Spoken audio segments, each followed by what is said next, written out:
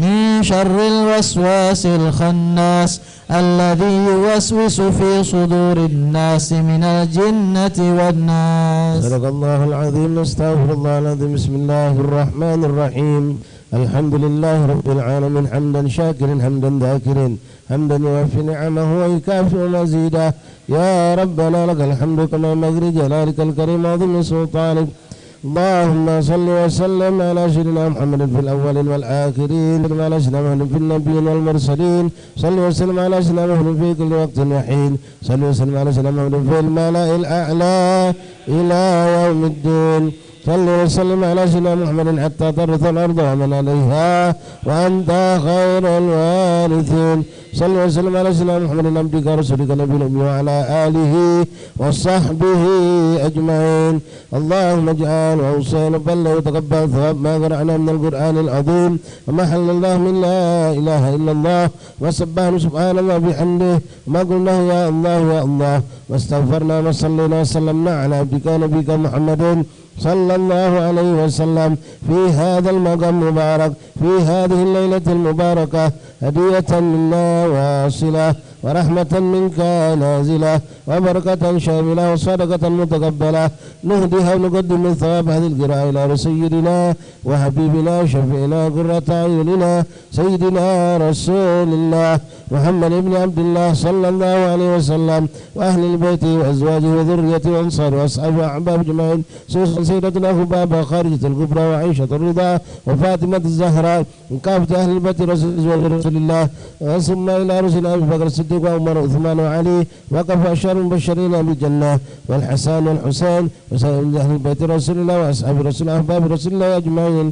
ثم إلى جميع ساداتنا والمقربين من مشارق الأرض إلى مغاربها برها وبحرها خصوصا ساداتنا من أهل المعنى والبقيع وأهل الزنبل وفرد وقدر أجمعين وأهل حضرموت كلهم أجمعين خصوصا سيدنا مولانا المهاجر الله أحمد بن عيسى بن أحمد بن عيسى سن علي بن بن الله بن عيسى أبي بن علي بن أبي خالد القسام وسيدنا محمد سيف المرباد وصولهم وأفرهم سيدنا مولانا سناسل العظام الفقيه المقدم محمد بن علي بالوي سيدنا علي بن الفقيه سيدنا الفقيه خالد جمال وصوله وأفرهم سيدنا عبد الله بالوي سيدنا محمد مولد دويلة وابنه قطب الأقطاب وحبيب عبد الرحمن بن محمد السقاف ومن في طبقاته وأولاده وذريته أجمعين خصوصا الحبيب محمد حسن جميل الله محمد بن ريان والحبيب محمد بن مولى يريد أصولهم وفروعهم أبي بكر سكران وعمر مختار إخوان وأصولهم وفروعهم ثم إلى رسول هنا عن بكر سكران بن لفظ الأكبر أبي ما بكر الأدين وأخي حسين وأخوان أجمعين وأصولهم وفروعهم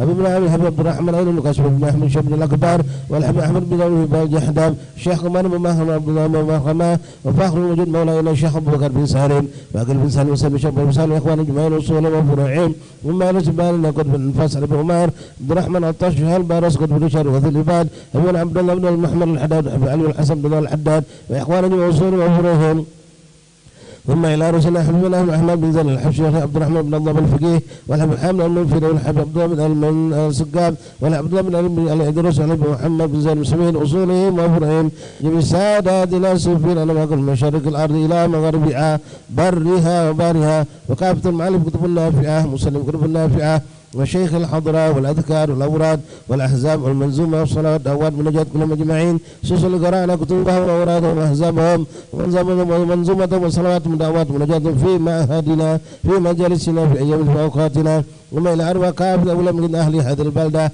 أهل بلمان دار السلام كلهم أجمعين ساداتنا أولى من أهل كمبان كتي أهل قبة قرب قبة بن شرف جوب أبو سالم والحبائب أولى من أهل قبة أحمد بن شهاب والحبائب أولى من أهل باب السلام أهل قتلق وسيدة أصول وفرعين ثم إلى أربع كافة أولى من أهل هذه البلدة فالإمام الشيخ فلنباني أبو صمد الفلنباني والشيخ عبد الحميد محمد القيم مرقان والشيخ عبد الله الأزهري كيف عن أصولهم وفرعهم ثم إلى خصوصا لمن اجتمعنا هنا بسبب العرب بالله الحبيب البركة الحبيب عقيل بن محمد بن عمر بن يحيى وأصولهم وفرعهم ومشايخه ومشايخه وأقرانه وأصحابه وأحباب الطلاب وتلاميذ الكل أجمعين ومن قد زار هذا المقام من العلماء والأولياء والصالحين المقرب أجمعين ثم إلى أرواح والدينا ووالديكم وأمواتنا وأمواتكم ومشايخنا ومشايخهم أجمعين.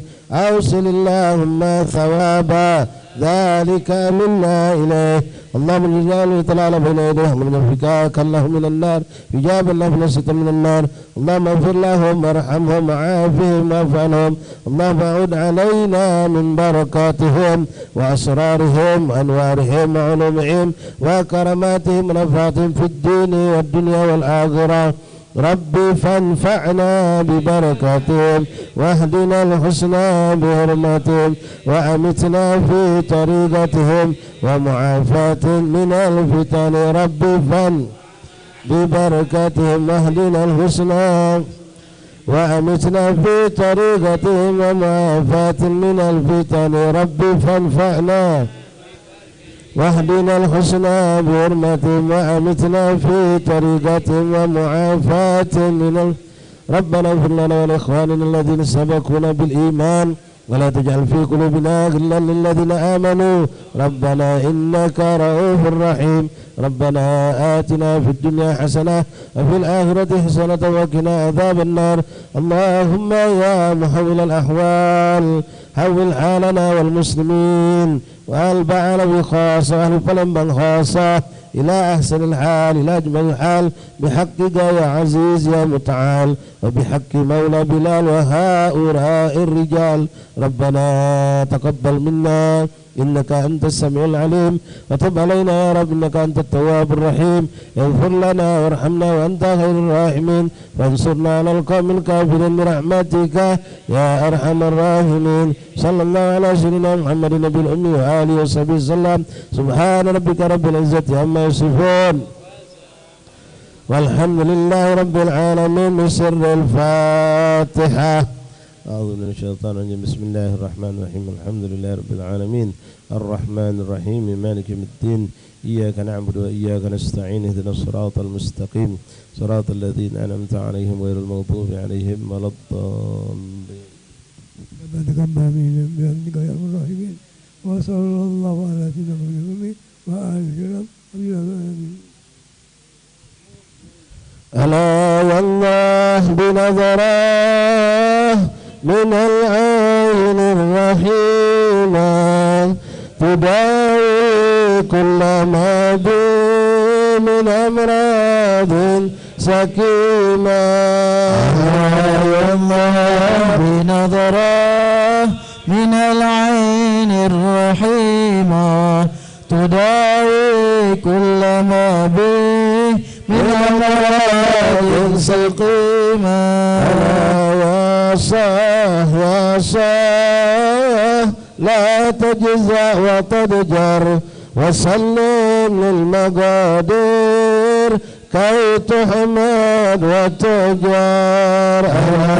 الله بنظره من العين الرحيمة تداوي كل ما به من أمراض سقيمة. راض بما قدر المولى ودبر ولا تسخط قضى الله رب العرش الأكبر. الله بنظره من العين الرحيمة تداوي كل ما به من أمراض سقيمة. وكن صابر وشاكر يا الله بنظره وكن فائز وظافر يا الله بنظره. رجال الله من كل ذي قلب منور مصفى من جميع الدنس طيب مطهر. يا الله بنظره من العين الرحيمة تداوي كل ما به من أمراض سقيمة.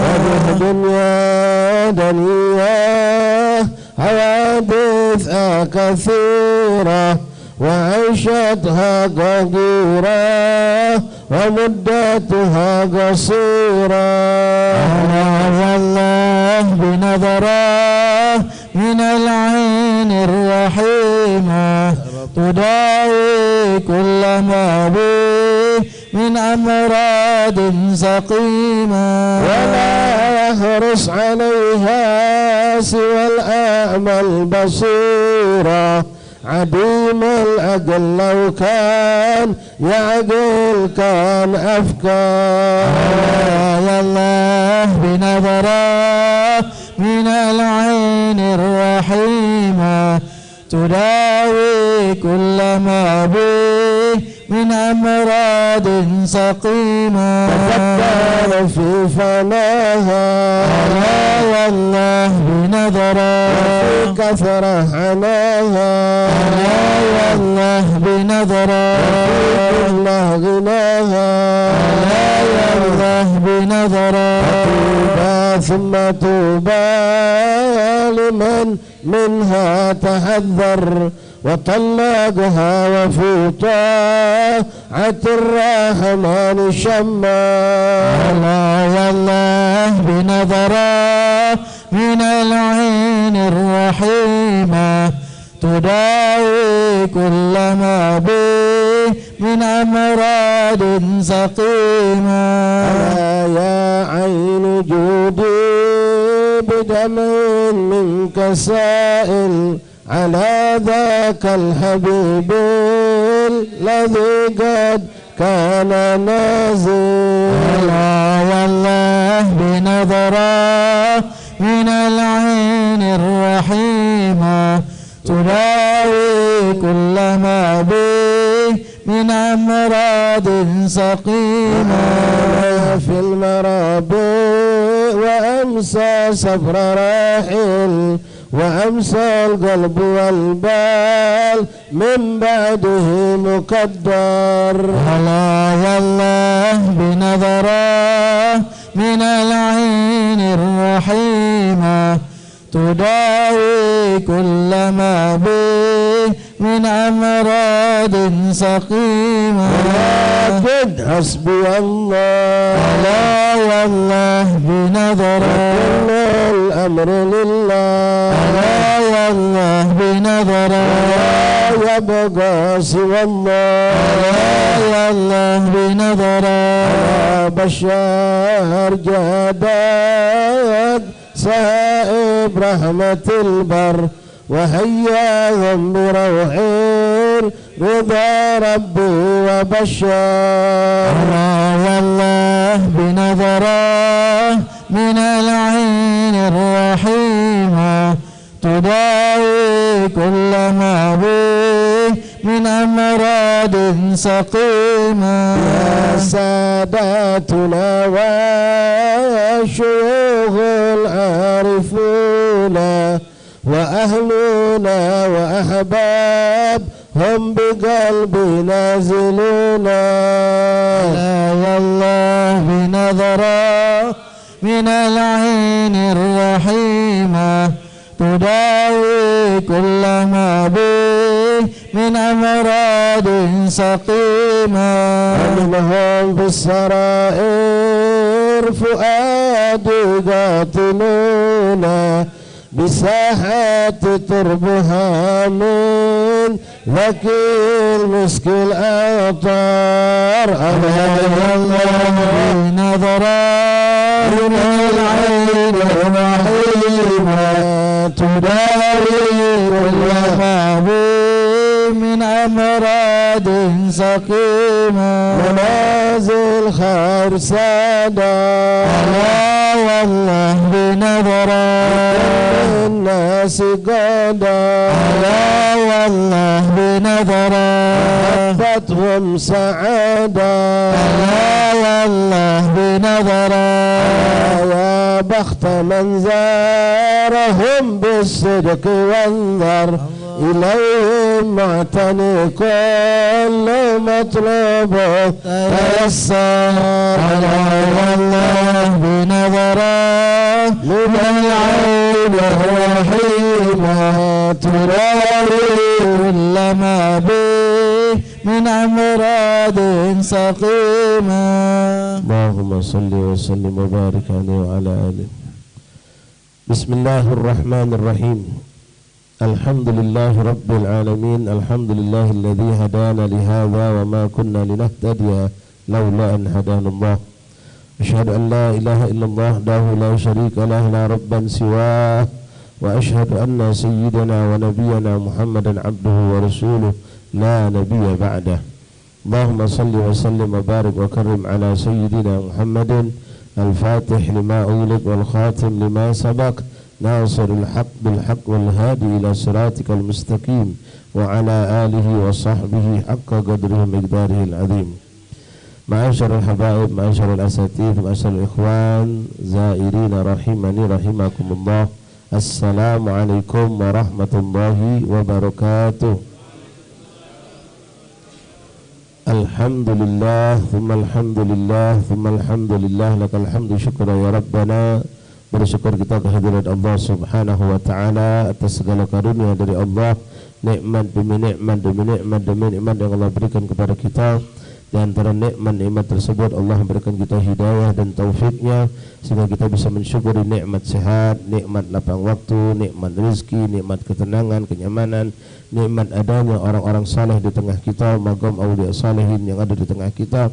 Bisa kita syukuri dengan berkat nikmat taufik dan hidayah dari Allah sehingga kita berkumpul pada malam hari ini dalam rangkaian majelis zikir ziarah kita malam yang ketiga setelah alhamdulillah pada malam Ahad yang lalu kita semua berkumpul di Kambang Koci, kemudian semalam malam Selasa kita berkumpul di Magam Kiai Haji Abdul Hamid bin Mahmud atau Kiai Marogan, dan malam ini alhamdulillah kita kumpul di Magam Al-Arif Billah Al-Habib Agil bin Muhammad bin Umar bin Yahya. Fa insyaallah berkat perkumpulan kita malam hari ini Allah izinkan pula kita besok untuk berziarah di pemakaman aulia seberang Ulu di Magam Habib Ahmad bin Hasan Al-Habsyi, Habib Abdurrahman bin Muhammad bin Nawar, Habib Ahmad bin Al-Kab, Kiai Pedatuan dan Habib Ali Bahsin dan serta banyak lagi para aulia salihin yang ada di seberang Ulu. Insyaallah akan kita ziarah besok setelah ba'dal maghrib kumpul di Masjid Al-Haddad, pembacaan zikir, munajat, Ismaul Husna dan qasidah mudariyah dan lain-lain.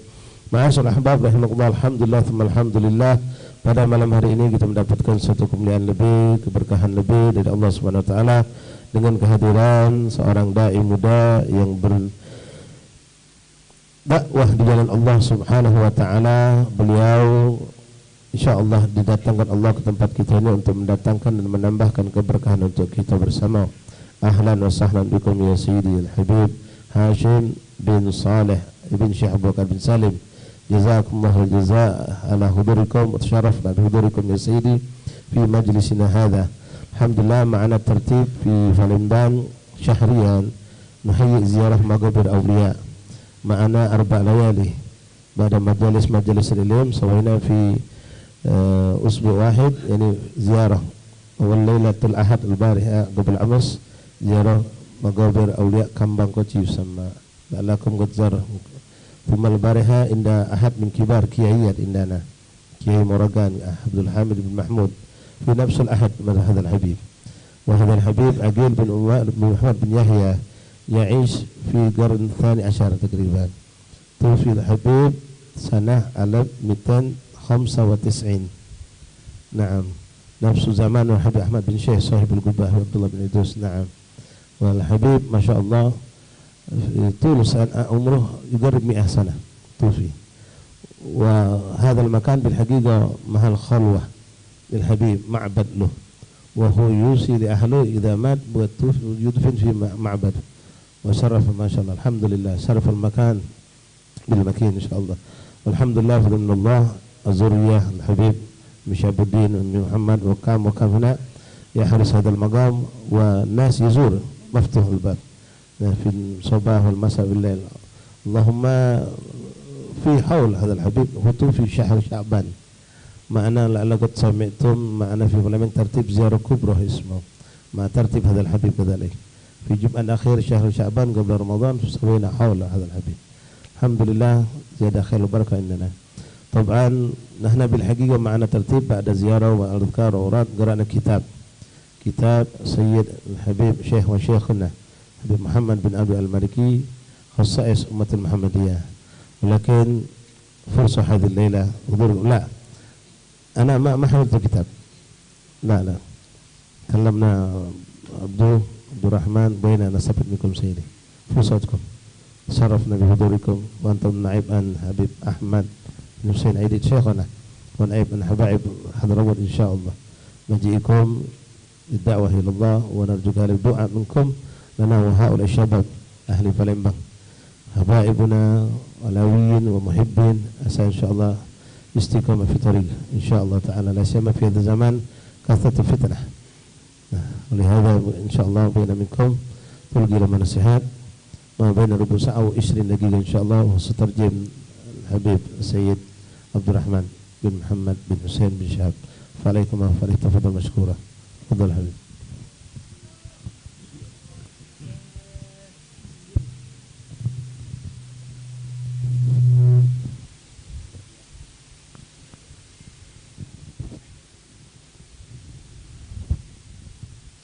السلام عليكم ورحمة الله وبركاته.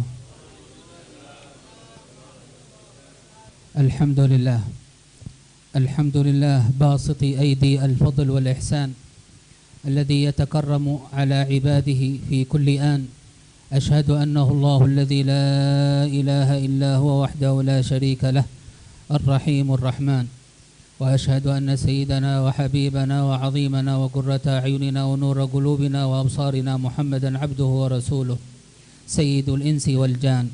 اللهم صل وسلم وبارك وكرم على سيدنا محمد وعلى آله الطيبين المقترنين كما أخبرنا بالقرآن لن يتفرقا حتى يرد عليه الحوض في يوم وضع الميزان، وعلى أصحابه الصادقين في نصرته في كل شان، وعلى تابعيهم بإحسان، وعلينا معهم وفيهم برحمتك وجودك يا رحيم يا رحمن. Beliau Al-Habib Hashim bin Saleh bin Syekh Abu Bakar bin Salim memulai mau'idatul hasanah beliau dengan memuji Allah Subhanahu wa taala yang memberikan kita nikmat yang sangat besar. Kemudian beliau bersolawat kepada junjungan agung kita Nabi Muhammad sallallahu alaihi wa ala alihi wasallam. Begitu juga para sahabat beliau dan para pengikut beliau hingga hari kiamat, dan insya Allah kita berjalan di jalan mereka sampai kita tutup usia nanti. Amin ya rabbal alamin. Alhamdulillah ala hadhihi al-ijtima'at hawla dharaih haula'i al-a'imma wa haula'i ar-rijal al-'idham.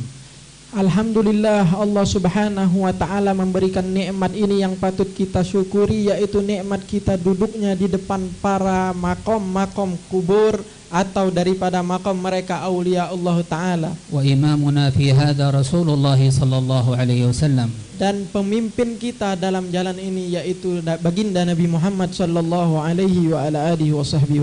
Alladhi yakhruj kulla layla ziyarati al-Baqi'. Yang mana Nabi Muhammad sallallahu alaihi wasallam keluar setiap malamnya untuk menziarahi pemakaman Baqi'. Fayutil al-wuquf wal-qu'ud 'indahum alaihi salatu wassalam. Baginda Nabi Muhammad sallallahu alaihi wasallam berdiam di Baqi' dengan waktu yang lama dan beliau duduk di sana. Wa yatadarra' wa yad'u Allah ta'ala lahum. Baginda Nabi Muhammad sallallahu alaihi wasallam terus berdoa dari waktu yang malam untuk kepada Allah Subhanahu wa taala di Baqi'. Wa qad dzakara al-Imam an-Nawawi rahimahullah ta'ala annahu min al-adab an tukthir min al-wuquf 'inda qubur al-awliya was-salihin. Al-Imam Nawawi mengatakan daripada salah satu ucapan beliau pernah mengatakan di antara adab yaitu bagi kita untuk selalu duduk dan selalu datang kepada kuburan-kuburan atau makom-makom para wali. Kama jaa fi kitabih al-adhkar. Sebagaimana yang beliau sebutkan di dalam kitab beliau Al-Adhkar. Limadha? Kenapa sebabnya? Lianna hadhihi al-qubur kama akhbarana Rasulullah sallallahu alaihi wasallam rawda min riyadil jannah li ahlillah. Dan sebagaimana kenapa sebabnya? Karena Nabi Muhammad sallallahu alaihi wasallam sudah memberi kita penjelasan kuburan mereka orang yang dekat kepada Allah itu bisa menjadi taman daripada taman-taman surga. Wa kayfa al-insan ma yuhib an yakun fi rawda min riyadil jannah. Bagaimana kita manusia yang tidak mau ingin nanti kelaknya kuburan kita menjadi taman daripada taman surga. Lidzalika hadhihi mawatin 'azimah syarrafaha Allah wa karramaha Allah ta'ala fi 'ulah. Maka dari itu tempat ini adalah tempat yang dimuliakan oleh Allah Subhanahu wa taala, yang diagungkan oleh Allah Subhanahu wa taala. Wallahu ta'ala haddharana an nushabihal kuffar. Allah Subhanahu wa taala sangat mewanti-wanti kita untuk mengikuti jalan jejak langkah mereka kaum-kaum kafir. عقيدة الكافر أن الميت إذا مات انتهى وفني وخلاص. Akidah atau pola pikir orang kafir bahwasanya kalau orang sudah tutup usia atau meninggal dunia itu sudah habis daripada kehidupannya. لكن عقيدة المؤمن أن الموت إنما هو انتقال من دار إلى دار. Akan tetapi akidah orang mukmin yaitu orang apabila mereka sudah menutup usianya yaitu mereka berpindah tempat dari suatu tempat yang satu ke tempat yang lainnya. فالموت هو مفارقة الروح الجسد. Mati itu atau meninggal itu berdefinisi yaitu meninggal ruh yang meninggalkan jasad. وأين تذهب هذه الروح؟ Kemana terus perginya ini ruh? قال النبي صلى الله عليه وسلم أرواح المؤمنين في جوف طير خضر يطرن بهم في الجنة حيث شاءوا. Nabi Muhammad sallallahu alaihi wasallam mengatakan arwah orang-orang mukmin itu berada di salah satu perut burung yang berwarna hijau yang mana burung tersebut akan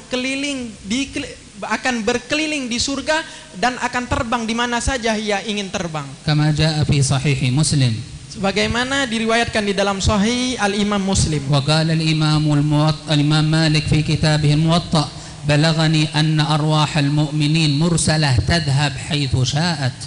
Al-Imam Malik di dalam kitabnya Al-Muwatta mengatakan telah sampai kepadaku riwayat bahwasanya arwah-arwah kaum muslimin itu terbang di surga kemana saja ia ingin terbang atau ingin lalang. فهذه عقيدة المؤمنين أن الأرواح لا تموت وإنما تنتقل إما في الجنة تطوف وإما حيث شاءت تطوف. Dan inilah akidah kita kaum muslimin bahwasanya kaum kita kalau sudah meninggal dunia itu arwahnya akan keliling di surga.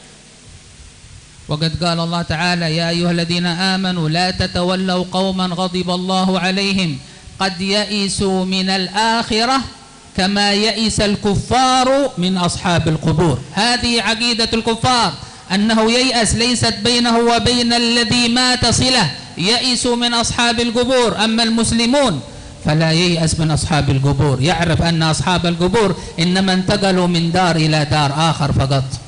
Beliau adalah mereka yang sudah menutup usianya akidah daripada kaum kafir sebagaimana yang Allah Subhanahu wa taala jelaskan di dalam Al-Qur'an yang maknanya bahwasanya mereka orang kafir itu atau orang kufar mereka akan merasa putus asa dengan orang-orang yang di dalam kubur, yaitu mereka mengira bahwasanya tidak ada kehidupan lagi setelah kehidupan ahli kubur. Akan tetapi kita sebagai mukmin meyakini bahwasanya setelah orang itu tutup usia bahwasanya dia akan pindah ke tempat yang lain. Waqad dzakara al-Imam Adz-Dzahabi fi kitabih Tadhkiratul Huffaz wa kitab Siyar A'lam an-Nubala anna qabr ma'ruf الكرخي ترياق مجرب أن قبر السيدة نفيسة في مصر ترياق مجرب يعني مكان لاستجابة الدعاء لأنه محط الرحمة وروضة من رياض الجنة.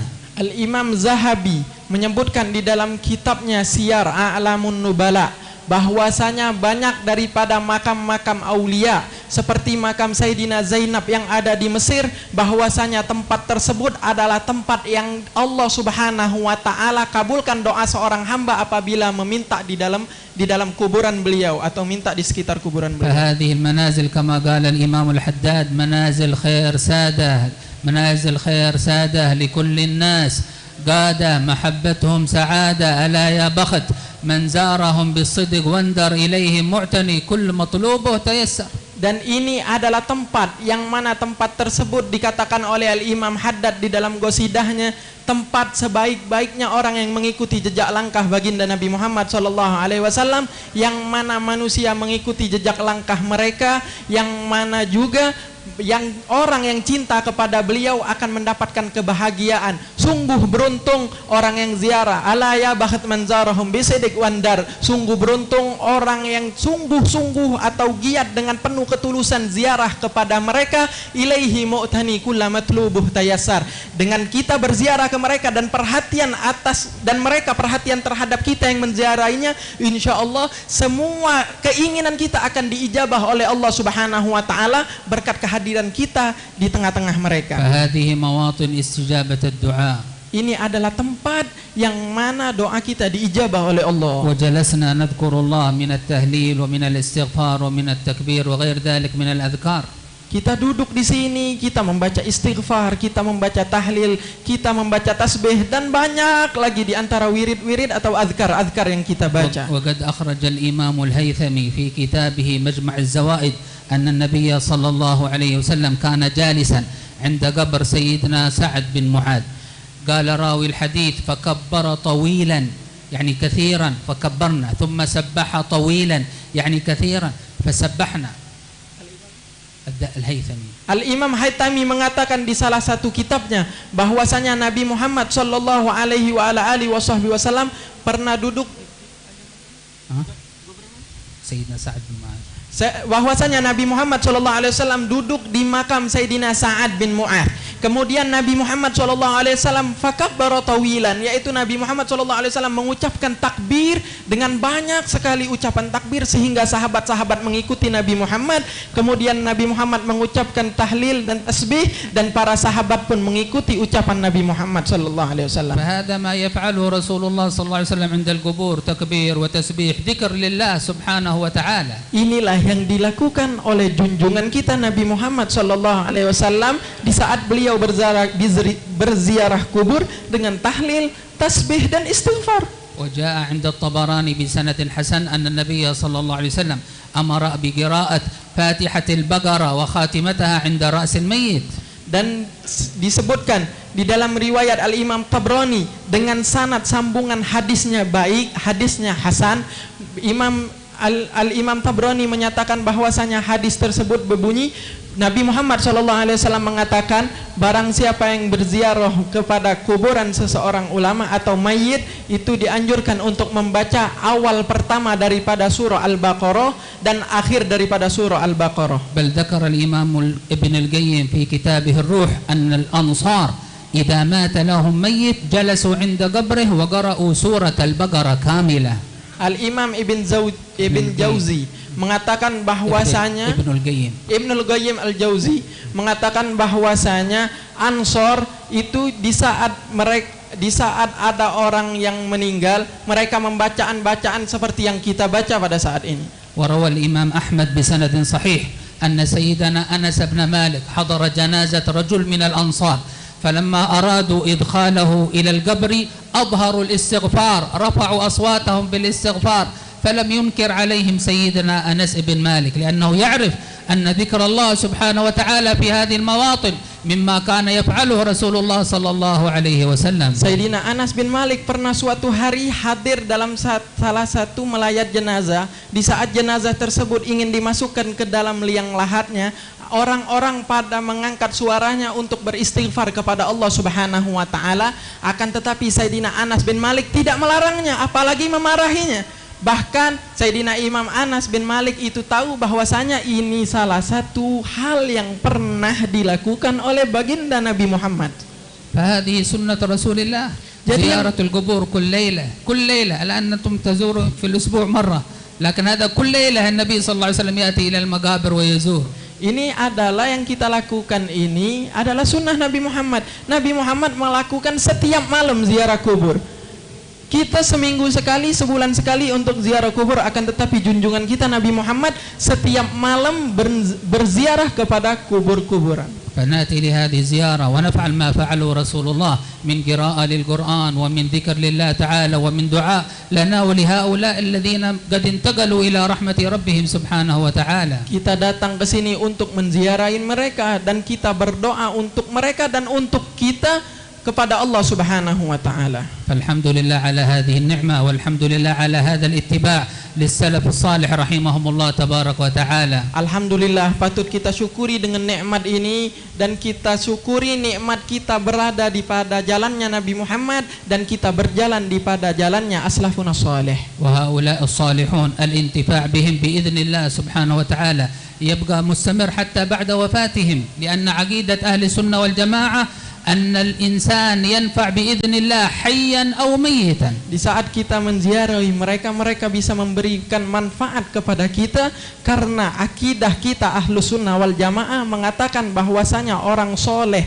yang meninggal dunia itu bisa memberikan manfaat terhadap kita. الآن نصلي كل يوم 5 صلوات في اليوم والليلة. Kita sekarang sholat dalam sehari semalam 5 waktu. ببركة من؟ Karena berkat siapa? ببركة سيدنا موسى. Karena berkat Sayyidina Musa. سيدنا موسى في عالم الدنيا قد مات.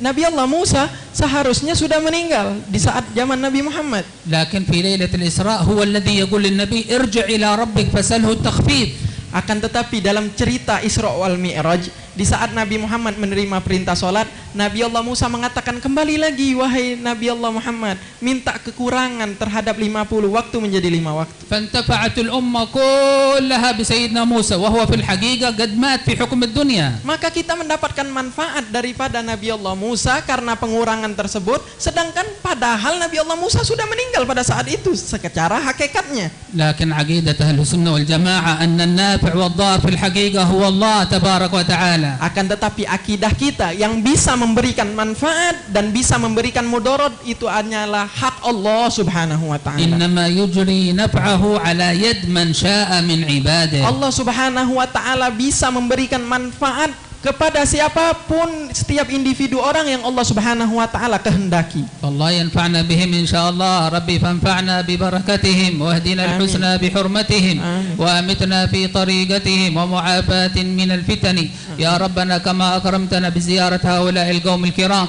أكرمنا بفضلك وأكرمنا برحمتك وأكرمنا بإحسانك وأكرمنا بمددك وأكرمنا بمعونتك وأكرمنا بنظرك الخاص ورعايتك الخاصة ببركة حبيبنا محمد صلى الله عليه وسلم وببركة هؤلاء الرجال وهؤلاء الأولياء وهؤلاء الصالحين. يا أكرم الأكرمين ثبت أقدامنا على كمال المحبة لك والمحبة لحبيبك محمد وكمال الموالاة لك ولحبيبك محمد ولأهل لا إله إلا الله أجمعين. انفعنا بخاصتهم خاصة وعامتهم عامة وأعد عوائد هؤلاء القوم على أمة الحبيب محمد صلى الله عليه وسلم وانظر لأمة حبيبك محمد نظرة رحمة تحول بها الأحوال إلى أحسنها خصوصا إخواننا في غزة وبيت المقدس وأكناف بيت المقدس وسائر فلسطين وسائر المسلمين يا رب العالمين. نظرة تزيل العناء عنا وتدني المنى منا وكل الهنا نعطى في كل حين. ألا يا الله بنظرة من العين الرحيمة تداوي كل ما بنا من أمراض سقيمة. ليس لنا إلها غيرك فندعوه ولا ربا سواك فنرجوه فلا تكلنا يا مولانا إلى أنفسنا ولا إلى أحد من خلقك طرفة عين. انظر إلينا نظرة رحمة حول بها الأحوال إلى أحسنها وارفع عنا أحوال أهل الضلال. لا تجعلنا يا ربنا ممن أخذتهم شهواتهم وأخذتهم دنياهم وقطعتهم شياطينهم وقطعتهم أنفسهم الأمارة بالسوء عن لذة وصالك وعن لذة مناجاتك وعن لذة كرمك وإقبالك. يا أكرم الأكرمين اقبلنا على ما فينا وأقبل بوجهك الكريم علينا وأقبل بقلوبنا عليك إقبال الصادقين وإقبال المنيبين وإقبال الخاشعين وإقبال التائبين وإقبال المخبتين. واقبلنا يا ربنا وارزقنا كمال الإقبال عليك ودوام الإقبال عليك والثبات على الإقبال عليك والاستقامة في الإقبال عليك. وانظر يا ربنا إلينا نظرة رحمة تغنينا بها عن رحمة من سواك يا أكرم الأكرمين ويرحم الراحمين. هذه أكف الضعفاء والفقراء والمساكين والمحتاجون والمقصرون وأنت أكرم الأكرمين وأنت أرحم الراحمين. غياثك لأمة النبي محمد وفرجك العاجل لأمة نبيك محمد وغوثك الشامل لأمة نبيك محمد. أيقظ قلوب المسلمين في شرق الأرض وغربها وردنا وإياهم إليك مردا جميلا. خذ بأيدينا إليك أخذ الكرام عليك. قومنا إذا اعوججنا وعنا إذا استقمنا وكلنا يا مولانا حيث ما كنا. لا تحرمنا خير ما عندك لشر ما عندنا فضلا وإحسانا. أطل أعمارنا في طاعتك وطاعة حبيبك محمد وخدمتك وخدمة حبيبك محمد على أكمل الوجوه وأحبها وأرضاها إليك يا ذا الجلال والإكرام. وأحسن خاتمتنا وأحسن سابقتنا واختم أعمارنا وأعمالنا بخير ما تختم بأعمار وأعمال عبادك الصالحين. وصلى الله على سيدنا محمد وعلى آله وصحبه وسلم والحمد لله رب العالمين والعفو. Beliau menutup mau'izatul hasanah beliau dengan doa, Terima kasih atas perhatiannya. Minta maaf jikalau ada kekurangan dalam terjemah. Wal afu minkum. Wassalamualaikum warahmatullahi wabarakatuh. Waalaikumsalam warahmatullahi wabarakatuh. Ahsantum, assalamualaikum alaikum, jazakumullahu khairul jazaa. Ya habibana Habib Hashim bin Saleh Syekh bin Salim wa Ustaz Abdurrahman bin Muhammad ala terjemati. Alhamdulillah banyak yang kita dapatkan daripada apa yang beliau sampaikan. Mudah-mudahan kita dimantapkan Allah terus dalam tariqah salafun salihun, menghidupkan ziarah yang kita yakini dengan ziarah ini kita mendapatkan banyak kemuliaan di sisi Allah Subhanahu wa taala. Masyaallah ahbab rahimakumullah. Sekali lagi kami menyampaikan undangan besok insyaallah zikir ziarah Seberang Ulu. Kita majelis asar seperti biasa, kemudian pada maghrib kumpul Masjid Haddad, pada isya kita ziarah ke pemakaman aulia Seberang Ulu insyaallah taala. Kemudian kami mengundang antum sekalian fudhol hari Sabtu. Hari Sabtu acara hall di Pondok Pesantren Anwar Taibah Pegayun, hall guru kami, orang tua kami Al-Habib Ahmad bin Hasan Fadaak atas nama pribadi sebagai pengasuh pondok dan atas nama segenap alumni Pondok Pesantren Al-Khairat Bekasi mengundang antum semua untuk menghadiri acara tersebut yang insyaallah akan kita laksanakan pada hari Sabtu jam 9.30 tanggal 16 Agustus Sabtu inilah.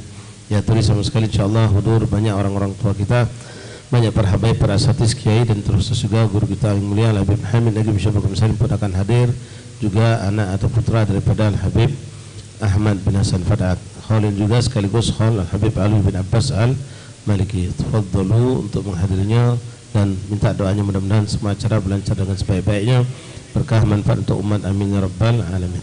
Syukran. Assalamualaikum warahmatullahi wabarakatuh.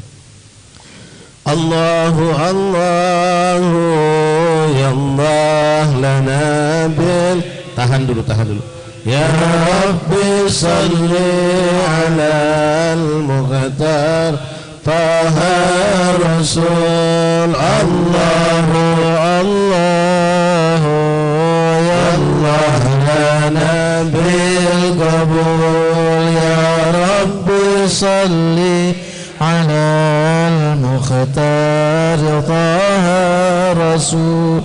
Ala fina baba maulana tarahana al-hamul rajina minhu al-mawahib wal-ridha wal-qabul. Ya fadhi ya khaira hab lana kulla sul wa khatim lana minna bil husna naharil ghuful. Allahu Allahu ya Allah lana bil qabul. Ya Rabbi salli ala al-mukhtar taha rasul wa hab lana al-qurb minnak wal-liqa wal-wusul. Asa nushahidaka fi mir'ah taha rasul. Ya Rabbana anzur ilayna wastami' ma naqul waqbal du'ana fa inna tahta baban nuzul. Allahu Allahu ya Allah lana bil qabul. Ya Rabbi salli ala mukhtar taha rasul. Dhifan babak wa lasna anhu ya Allah nahul wa dhannana fika wa fir wal amal fihi طول وفي نحور الأعادي بك إلهي نصول. في شهر رمضان قم نبي الحياة وذبول الله الله يا الله لنا بالقبول يا ربي صل على المختار طه رسول نبغى كرامات بها تزكو جميع العقول نسأل على الصدق في سبل الرجال الفضول سبل التقى والهداية لا سبيل الفضول يا الله طلبناك يا من ليس ملكه يزول ثم الصلاة على المختار طه الرسول والآل والصحب ما داعي رجع بالقبول الله الله يا الله لنا بالقبول يا ربي صل على المختار طه الرسول. فاتحة بالقبول وتمنى بالصلاة.